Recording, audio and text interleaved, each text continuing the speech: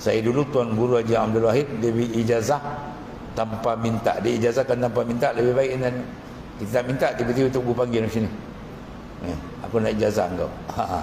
Dia baca astaghfirullah wa atubu ilaih 70 kali pukul 10 malam. Kemudian baca selawat sallallahu alaihi wasallam ya Rasulullah, baca 100 kali. Kemudian baca ya ghani ya mughni aghnini bi halalik 300 kali. Kemudian baca Fatihah 40 kali, niat segala hajat itu.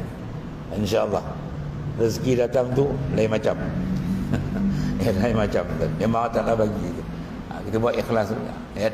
Itu pukul 10 malam. Banyak tuan, banyak ulama-ulama lain macam-macam amalan dia buatlah.